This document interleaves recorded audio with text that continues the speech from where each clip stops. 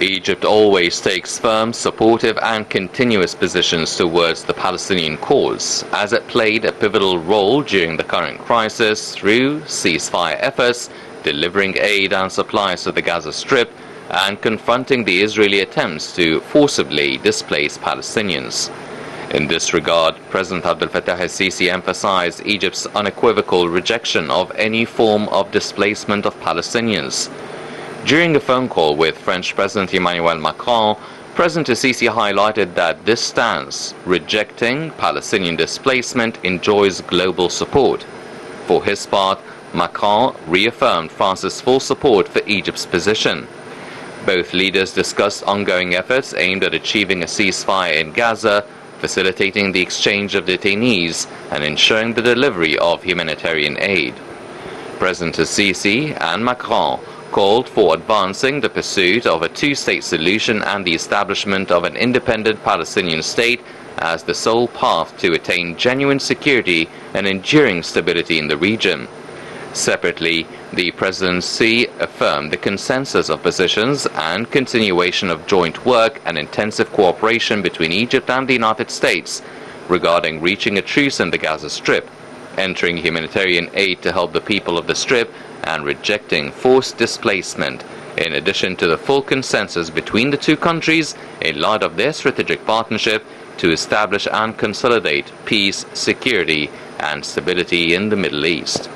With regard to Egypt's stance and role in introducing humanitarian aid to the Gaza Strip and providing relief to the Palestinian people, the presidency clarified in a statement that Egypt, since the first moment, opened the Rafah crossing from its side without restrictions or conditions and mobilized large amounts of humanitarian aid,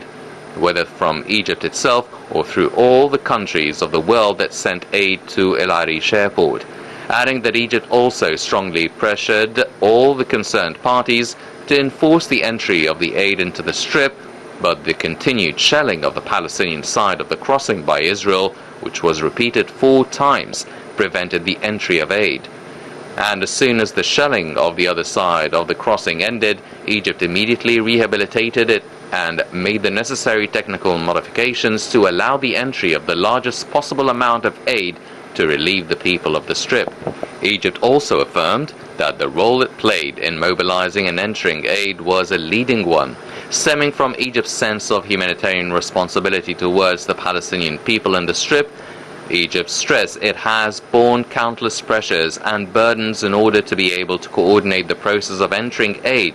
and in this way it has made and continues to make intensive contacts with all parties, whether regional or international, to pressure in order to allow the entry of aid and increase its quantities as required, and that 80% of the aid that reaches the Strip is provided by Egypt, government, people and civil society. Egypt also facilitated and coordinated visits by international and UN officials to the crossing to inspect on the ground the enormous efforts made by the Egyptian authorities in this regard. Egypt also affirmed that any attempts to displace Palestinians from their lands will fail, and that the only solution to the current situation is the two-state solution and the establishment of an independent Palestinian state on the borders of June 4th of 1967, with East Jerusalem as its capital.